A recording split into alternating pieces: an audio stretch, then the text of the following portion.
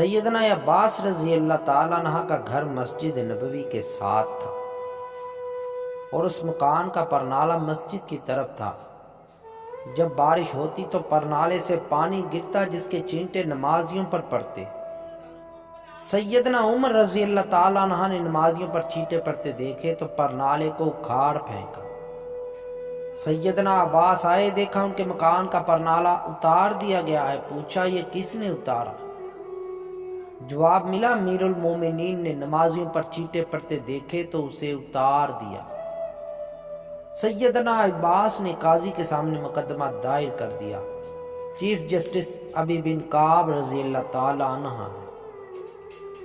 امیر المومنین ابی بن کعب رضی اللہ تعالی عنہ کی عدالت میں پیش ہوئے تو جج صاحب لوگوں کے مقدمات سن رہے ہیں اور سیدنا عمر عدالت کے باہر انتظار کر رہے ہیں۔ کافی انتظار کے بعد جب سیدنا عمر عدالت کے روبرو پیش ہوئے تو بات کرنے لگے، مگر ابن بن کعب رضی اللہ تعالیٰ عنہ نے روک دیا کہ پہلے مدعی کا حق ہے کہ وہ اپنا دعویٰ پیش کرے، یہ عمر کے دور کا چیف جسٹس ہے۔ سیدنا عباس دعویٰ پیش کرتے ہیں کہ میرے مکان کا پرنالہ شروع سے مسجد نبوی کی طرف تھا۔ زمانے نبوی کے بعد سیدنا ابو بکر صدیق کے دور میں بھی یہی رہا، لیکن عمر نے میرے مکان کا پرنالہ میری عدم موجودگی میں میری اجازت کے بغیر اتار دیا، لہٰذا مجھے انصاف چاہیے۔ چیف جسٹس ابی بن کعب رضی اللہ تعالیٰ عنہ کہتے ہیں آپ بے فکر رہیں، آپ کو انصاف ملے گا۔ قاضی نے سیدنا عمر سے پوچھا آپ نے سیدنا عباس کے گھر کا پرنالہ کیوں اتارا؟ 22 لاکھ مربع میل کا حاکم کٹہرے میں کھڑا ہو کر کہتا ہے سیدنا عباس کے مکان کا پرنالہ مسجد نبوی کی طرف تھا۔ جب بارش ہوتی ہے پرنالے سے پانی بہتا ہے اور چینٹے نمازیوں پر پڑتے ہیں جس سے نمازیوں کو پریشانی ہوتی ہے، اس لیے میں نے اسے اتار دیا۔ ابی بن کعب نے دیکھا کہ سیدنا عباس کچھ کہنا چاہتے ہیں، پوچھا آپ کیا کہنا چاہتے ہیں؟ سیدنا عباس کہتے ہیں یہ جس جگہ میرا مکان ہے یہاں رسول پاک نے اپنی چھری سے مجھے نشان لگا کر دیا اور میں نے اسی جگہ مکان بنایا۔ پھر جب پرنالہ نصب کرنے کا وقت آیا تو رسول پاک صلی اللہ علیہ وآلہ وسلم نے کہا چچا میرے کندھے پر کھڑے ہو کر اس جگہ پرنالہ نصب کر دے۔